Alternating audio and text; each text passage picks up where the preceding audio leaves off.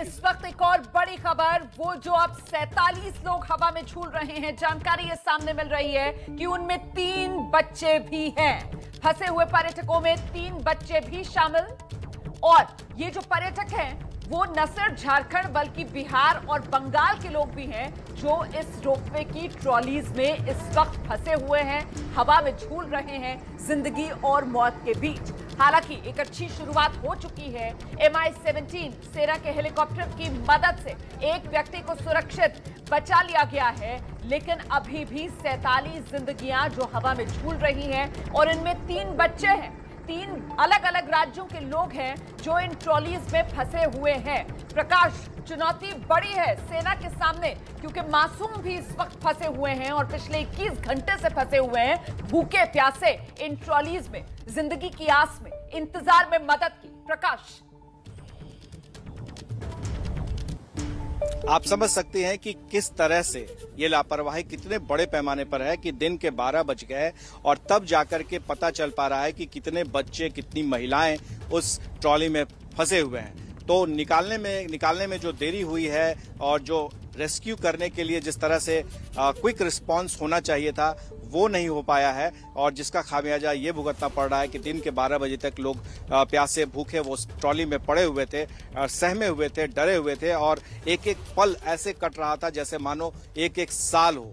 तो अब ये है कि पहला वीडियो हमारे पास फिर से आया है, जो लेटेस्ट वीडियो है, जिसमें दिख रहा है कि हेलीकॉप्टर कैसे एकदम बिल्कुल करीब ट्रॉली के पास चला गया है और फिर वहां से उठाया जा रहा है, रेस्क्यू करने की कोशिश की जा रही है। बहुत कम देर का ये वीडियो है क्योंकि वहां नेटवर्क काफी कम है, तो वीडियो लेने के बाद जो हमारे सहयोगी है वो नेटवर्क में आकर के हमें भेजते हैं। तो ये जो सफलता मिली है, पहली सफलता, उसके बाद धीरे धीरे ये ऑपरेशन और भी तेज किया जाएगा, ऐसा बताया जा रहा है। वहां के स्थानीय प्रशासन के लोग बता रहे हैं कि अभी और वक्त लगेगा, दिन भर का भी वक्त लग सकता है। प्रकाश, इस रेस्क्यू ऑपरेशन के दौरान क्या प्राथमिकता भी तय की गई है? जो कि खबर ये भी आ रही है कि महिलाएं भी इसमें है, बच्चे भी इसमें है, तो ऐसी क्या कोशिश की जा रही है कि पहले बच्चों को निकाला जाए?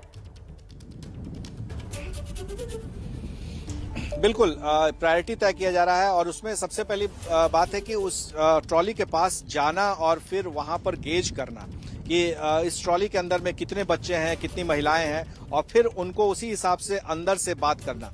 तेज लोग आवाज में बात कर रहे हैं ताकि लोग सुन सकें, और इशारों में ही लोग बात करके जो जवान हैं वो उन्हें बताते हैं कि अब किन्हें आना है और किन्हें ऊपर लाना है।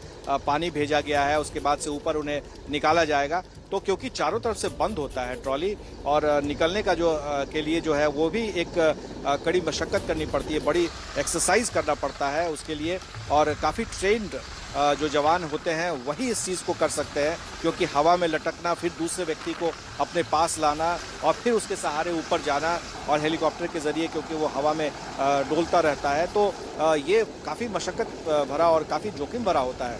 ये इतना आसान नहीं है जितना वीडियो में हम देखते हैं कि कैसे उठा लिया।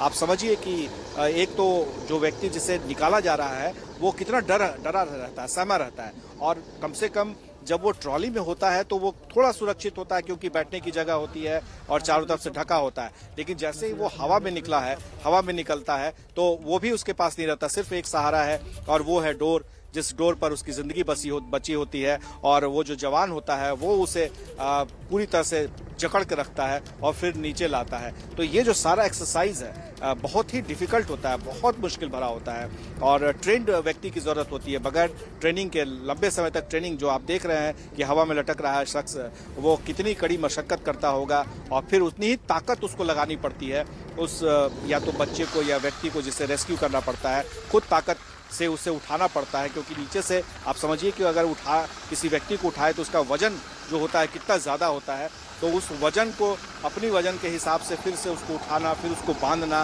पेटी अपने साथ में, और फिर उसको लेकर के नीचे आना बहुत बहुत मुश्किल है। और ये जो हालात हैं काफ़ी डरा देने वाला ये दृश्य होता है, और जिस रोमांच की वजह से, जिस एडवेंचर की वजह से लोग वहाँ गए थे, कहीं उससे ज़्यादा उन्हें चुकाना पड़ रहा है। जी।